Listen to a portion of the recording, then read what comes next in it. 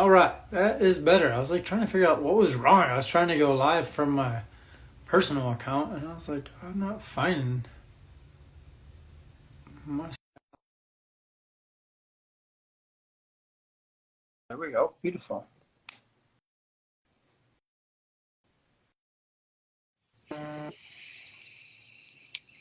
Yo, yo, yo. Yo, Oh, what's up, Jonathan? what's up, man? What's going on? Here, you look like you're at where I was earlier. You look like you're at Yeah, a project of some sort, my friend. yeah, still here, buddy. No, dude, you're out there gardening. I love it. Yeah, absolutely. How's Yeah, everything? wonderful. How do I make sure I pronounce your name perfectly? Marcial? Marcial. Yeah, Okay. yeah, I was gonna nail it perfectly. yeah, Well, that's yeah. good. Where you living in from right now? From Cicero, Illinois. Oh, Cicero. I've got a property in Cicero. Yeah.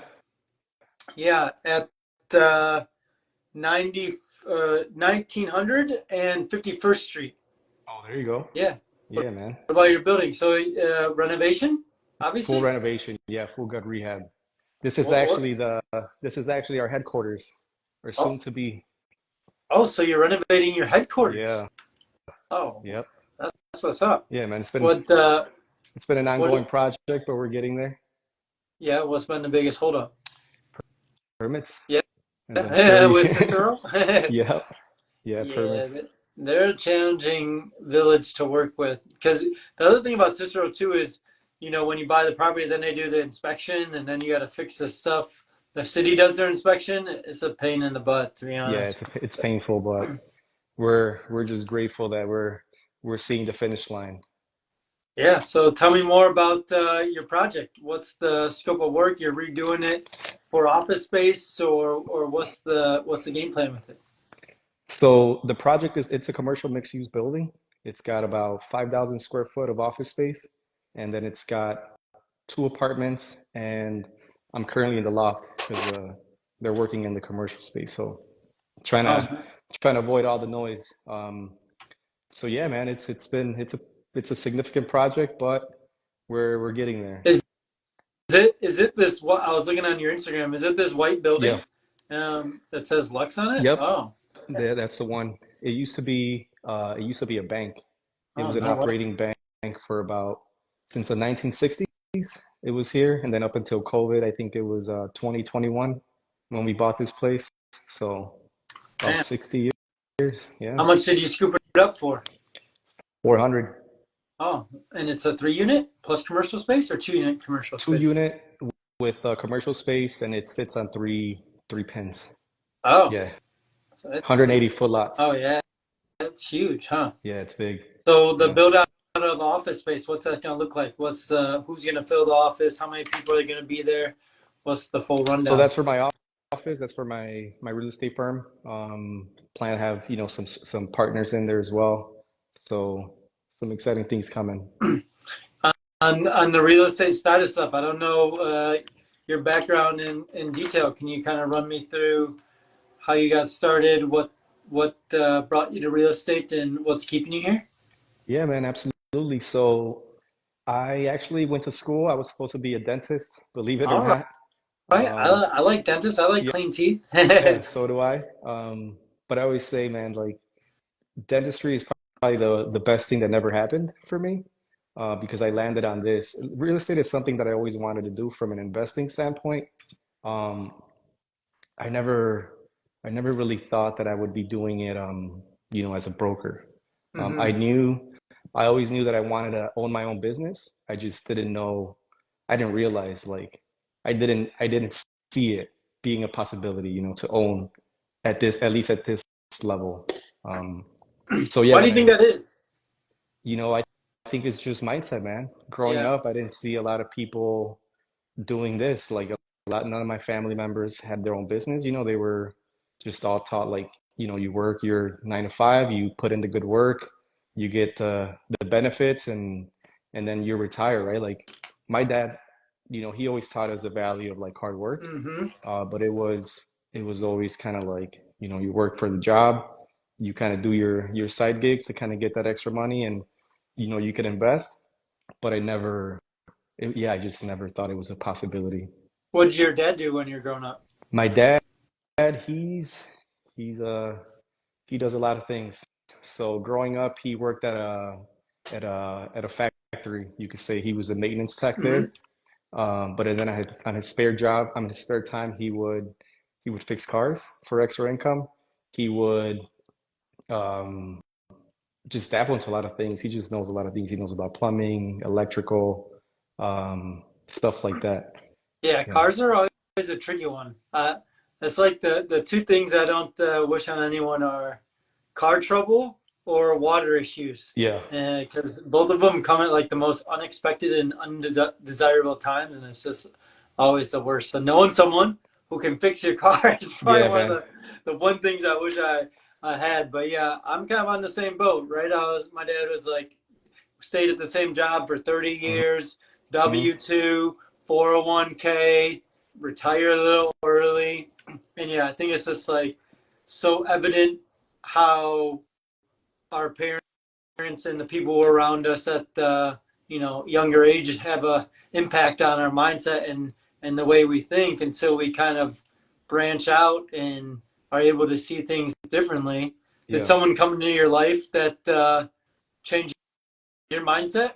Yeah, absolutely, man. I think since the get-go, like, um, I'm, we came here from Mexico in the 90s. I was about a year old, um, to Cicero, so I grew up here. This is pretty much all I know. And just realizing, the struggle, the adversity that my grandparents and my parents faced, coming here, not speaking the language, not having, the opportunity, and just how hard they worked to be able to provide for us, not only, financially, but also just being able to provide us with an opportunity, right? Just to be able to do more. So I think that's kind of like what influences me, or they influence me to kind of want to push forward, right? Yeah, I feel like they, for lack of better words, like provided the platform for you to change your mindset, right? Because when they were Exactly. growing up, their mindset was just to like get out of the space that they were in so Hmm. that they could have a better life, period. Absolutely. Similar to you, like my girlfriend moved from the Philippines, and I was like, yeah, it's like those parents who made that kind of self-sacrifice for their kids. It's like it's almost like the duty of the child to do something bigger, to be like, Yeah. hey, and it's obviously not all about the money, or at least not for me, but it's about figuring out how do I use these resources and assets that are coming into my life to kind of redistribute them down to help other people along the way. Um, what kind of affected you to get into the real estate game though? So you got here, you were in Cicero, you were going to be a dentist. I cut you off a little bit, and Hmm. then something changed. What happened? So there was a kind of like a big life-changing event that happened back in 2016. I was at the point of like graduating. That was my last year in college, and my girlfriend got sick. Girlfriend of like probably like 14 years at that point. She was diagnosed with Lyme disease. I don't know if you're familiar with that. Yeah, not really. So it just, yeah. So it's just kind of like a debilitating condition, that it just kind of went undiagnosed for a while, and it was extremely debilitating, to her, right? And it brought a lot of stress to the relationship, and it caused me to kind of fall back on some classes. And then at that point, she sought treatment. I kind of went along as for support, right? We went out to Mexico for almost 2 months, and during that time, I was thinking like I'm gonna take my DAT material, I'm gonna study my ass off over there, and I'm gonna make it happen, right? But it was a tough time for her, like it was tough, man. I don't want to get into like the gist of it, but it was extremely tough at that point. We came back, and I realized, hey, I didn't really accomplish what I wanted to accomplish, for good reason, right? Um, but at that point, I had already taken my real estate exam because I wanted to take a gap year off.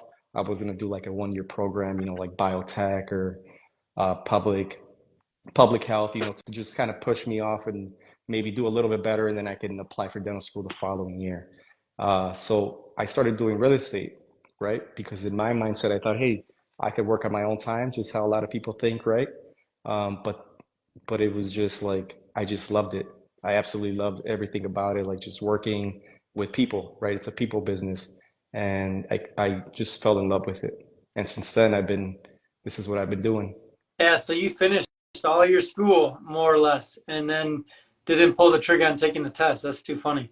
Yeah, man. Yeah, so I graduated from UIC with a major in biology and minor in chem, with all my pre-dental prereqs, and then here I am doing biology. Yeah, doing biology. Yes, I mean, yeah, too funny. Yeah, I did the same thing. I went to school and I studied architecture, got like my whole design portfolio Yeah, ready at the end of the year, and then I was like, I'm not gonna submit this. yeah. I'm gonna go do something else. So yeah, I switched to like engineering, to be honest, which of course is more Hmm. practical than anything. Well, I mean, architecture is still pretty practical, but Yeah. yeah, I'm more of a builder than a creator or create more of a analytical guy than I am a creative guy. So it ended up suiting me well. Hmm. So you started off at a regular brokerage, and when did you kind of get your own gig going? Like, did you know you wanted to do that from the get go?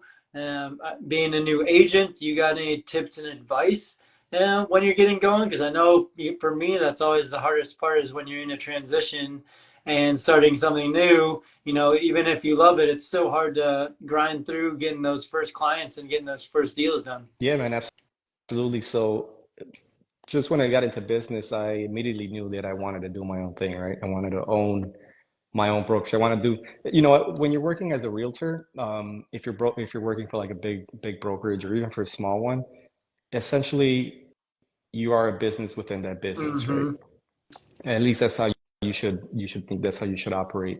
But that was always my mindset. I think one of the biggest pointers that I could give to new agents is just be conscious of your time, right? Mm-hmm. No, because here you show up, nobody's going to tell you what you have to do. You have to you have to be self-motivated, right? Yeah, Yeah. course. Yeah, yeah, it's a grind. Yeah, that's the thing with real estate. It's like, and it's not hard, you know. Yeah. I mean, you're essentially you're a salesman selling yourself and selling houses, and you know, I like the people. You know, you're not even selling houses. You're just selling a service. To be honest, at Yeah. the end of the day, right? You're selling your services, your expertise, your understanding of the market, your understanding of how to underwrite the deals and make sure you get the best. Properties for your clients. I Hmm. mean, I'm a low key managing broker. I don't tell anyone about it because I don't want to help any. I don't want to help any clients, and going to all those showings all the time is just it's a heavy lift for me.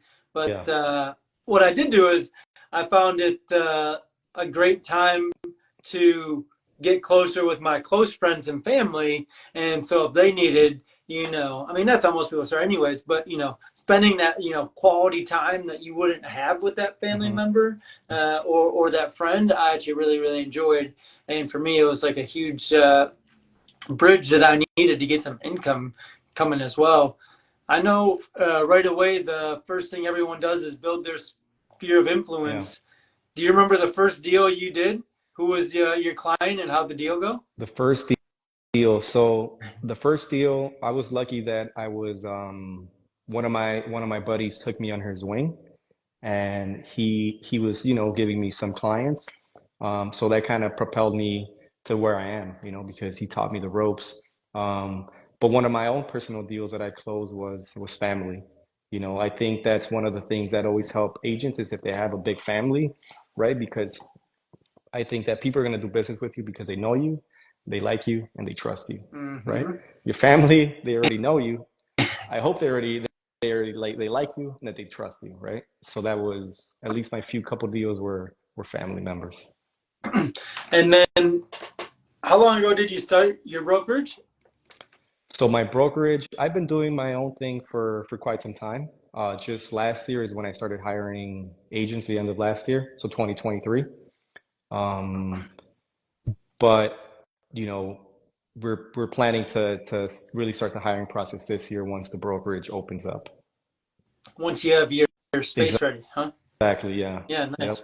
What you're gonna get into the hiring stage. What type of systems and processes are you going to put in place to find the right brokers? Because I feel like that's always the most important part. You know, your name's on the line Yeah. essentially, and making sure you have people that are going to represent you the way you want to be represented is obviously always going to be a challenge. Is there any Yeah. kind of like certain places you're going to be looking? Are you only going to be doing friends and family that you might be hiring, or what's kind of your game plan to get the business up and going? I think the game plan for now is people that we know, right? And I think front and center is just aligning with people that align with our values, right? With our ethics and morals. I think that's probably the most important thing. You got some specific values you already got lined up for the business? Yeah, man. I think our values is just education. That's one of our driving forces is to educate our community, right? Because just being in Cicero, it's predominantly Latino, and we are just underserved, and that's one of the things that is important to us. Yeah, you know who does a good job of that type of stuff is what's his name? Eddie Garcia. You know Eddie Garcia with Chicago Yeah, Real Estate absolutely. Chicago? Man, Yeah, that dude's yeah. I got know like Eddie. 500 freaking agents over there. I'm Yep. like, holy I used to smokes. be one of them. Oh yeah, Yeah. see, you already know.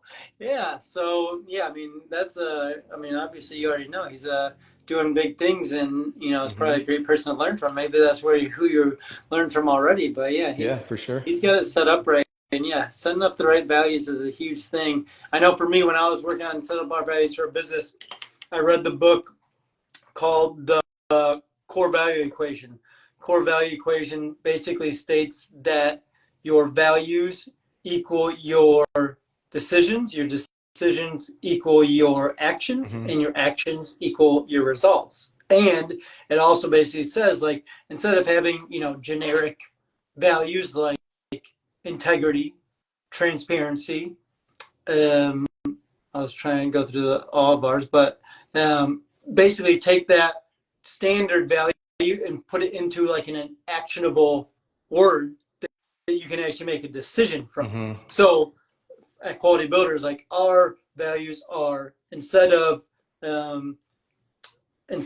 integrity, it's do the right thing. Right. Instead of uniqueness, it's be different. Instead of courage, it's speak up. Hmm. And so then you can tell people like not be courage, you know, but speak up in the meetings, you Yeah. know. And I love the idea that it's like those values can literally, you know, help you make your decisions. And it's like, should we write this change order or not? And it's like, well, do the right thing. Like, you know what Yeah. the right thing is 9 times out of 10, and you're just kind of fighting with yourself, even though you know the right thing to do. And so, yeah, putting those like more actionable values into the business Hmm. and then obviously putting them up everywhere was super effective for us. So I don't know if you want to look into it, but yeah, the core value equation, good Core value book equation. Yeah. to kind of like set a parameter on like different things. And you know, I think everyone should have some type of vision, values. I mean, Yep. vision is probably the most important thing as far as your brokerage, like where you see it 5 years from now. Where do I see my brokerage? Mhm. Um, I see it, just it really integrated within the community. Yeah. Specifically Cicero? Do you want it only in Cicero? Or are you okay with Berwyn? Are you okay with some of the other Yeah, surrounding suburbs? yeah, definitely surrounding suburbs. Yeah, Berwyn, Cicero, Little Village. We're so close. We're literally a stone's throw away from Little Village. Definitely, yeah. Just want to be super integrated. Any ideas on how you can get more integrated besides just being a good brokerage? I think just being involved with community events, right? Education. We plan to do a lot of seminars, not strictly related to real estate, right? But also educating people on everything, right? Like how to, life insurance, um, estate planning, the power of real estate, right? Mm, I think a lot of people just in our community just don't know what they don't a know, hundred and we percent. plan to change that. We plan to come from a place where we add value, and it's just not from a place where we are trying to sell you a house, right? I think that's what's super important to us. Yeah, I think. digging into the community and getting your feet on the ground. Yep. One of the things I started doing was there's the True Value Boys and Girls Club. I got on the board there. I think it's in Little Italy. Little Italy? Little Village, actually. Hmm. Little Village. So that's not too far from you either. But yeah, different organizations like that, other community organizations. I don't even know, like, as far as like the city goes, have you gone through a lot of permitting in Cicero specifically, like besides this building? Yeah. Yeah. Most of the we have two properties in Cicero and one in Little Village, and Chicago is always, easier. But Cicero, this has been a complete, like undertaking. Compared to the other one, it was a two flat. It was during the midst of the pandemic. It was challenging, obviously because of supply issues and stuff like that. Mm-hmm. But as far as permitting, it was nothing like this, man. Like just from the get-go, we got permits to completely, demo the entire property, and it just seemed like every inspector that came, it was something different, Mm. right? And it was maybe, I think, 4 months in when we were applying for plumbing permits, the inspector just, I don't know why or what she didn't realize, but she said that we needed architectural plans and structural engineer and obviously mechanical engineer. And at that point, our project was on hold for months, and we just really had to, just go through the whole process. And it was our first time really having to go through that, and it was just a learning experience. Yeah. Yeah. So, what would your tips be if someone's getting ready to start their bigger remodel and they're unsure if they have to get plans and permits? Was there any specific requirements that she called out that you had to follow in order to get them, or what was that process It like? was it seems super obvious, but she said because this is a commercial property, commercial mixed use, or Hmm. just commercial in general, you have to go through the architectural process. Yeah. Interesting. And so, as So, far as that process went, then you had to go find an architect, yeah, correct? luckily my girlfriend is an interior Okay. architect, and her one of her best pals is a licensed architect. So she was a godsend. She helped so much with the plans. Um, and her husband's a mechanical engineer, and it just kind of it was helpful. Definitely made it a little easier. Yeah, it's always often about who you know, not what you know. And if you know someone who's already done it Yeah. before, it makes everything in life easier. Yeah, definitely made everything a little less daunting. Yeah. So now you're at the closing. You're obviously it looks like you still got to put some mud on the walls and things like that. What's your kind of timeline to completion now? So timeline, we're looking at 2 months for the units, and for the office, we're looking at mid-June. Okay, nice. Tell me a little bit more of the units. Are they one bed, two bed, one bath, two bath? How many square feet? What are you hoping to get for rent? So the units, we have two bedroom, one bath units with in-unit washer and dryer. All right. Everything's pretty much brand new AC, electrical, plumbing stacks. Everything's PVC, copper plumbing. What else? They're about 1,000 square foot, living room, dining room, kitchens, uh, and then up here the attic loft is about 1,700 square foot. Oh, it's huge, Yeah, huh? it's massive. Yeah, and it's got its own rooftop, private rooftop access. Oh, no Yeah. way. So So what for do you, rents, we're looking at we're still kind of debating, man. We're still debating that, but we're thinking maybe around 1,750, 1,800 for the two bed, one bath, and hmm. then up here, we're not sure, man. We're debating up here. Yeah, We'll have to see. there's Yeah. a chance you might move in, or you might just throw it up in for 3,500 and see who bites on it. Yeah, no, I don't. We've thought about moving up here, man, but I'm a workaholic by nature, and I think I want some separation, work and home.